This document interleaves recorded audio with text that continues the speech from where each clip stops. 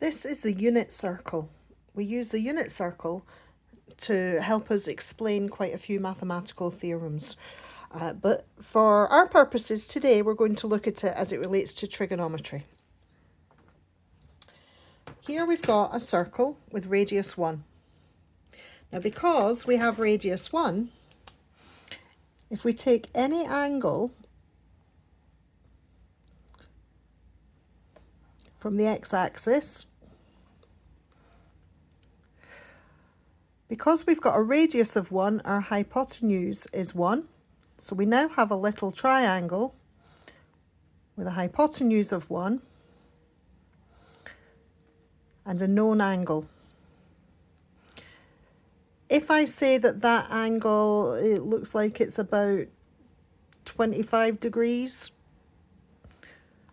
I could say that sine of 25 degrees is opposite over hypotenuse. Our hypotenuse is 1. So we can work out quite easily the sine, the length, start that again, the opposite, the height of the opposite. We've got a length here. We've got a height here. So the cosine of 25 is the adjacent over 1. Tangent gets a bit messy with these. Excuse me while I shift the cat out of the way.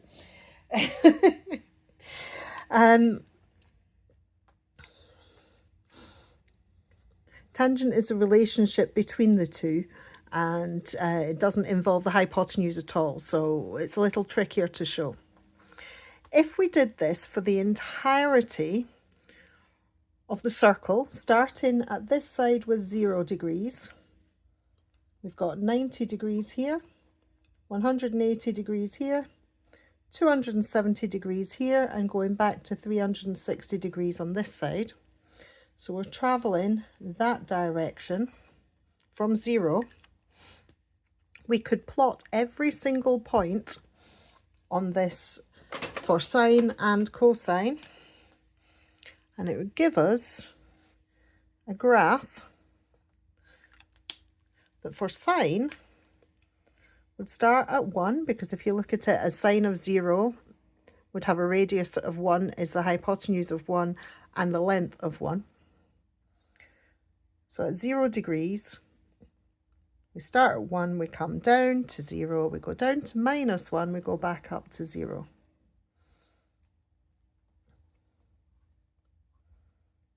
And that's at 90 degrees, that's at 180 degrees, and that's at 270 degrees, going back up to 360 degrees. We're going to look at these graphs in the next video, but this is basically how we use the unit circle.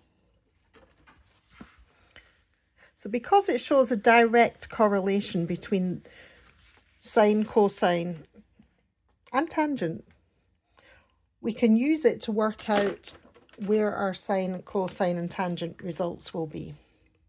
So sine, cosine, and tangent are all positive in the first quadrant.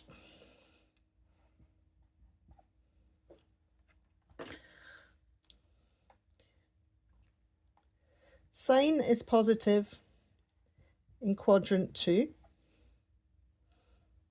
Tan is positive in quadrant 3. And cosine is positive in quadrant 4. That's starting at 0, 90, 180, 270, and 360 to get our 4 quadrants. Now we call this cast. So whenever I refer to cast, it's this unit circle that I'm talking about. C-A-S-T. We don't start at A because it's harder to remember A-S-T-C. Some places teach it as a mnemonic. In Scotland, we tend to just call it cast. That's your introduction to the unit circle. And in the next videos, we will be discussing the trigonometric graphs. So at the moment, there's your unit circle, and I'll leave it at that.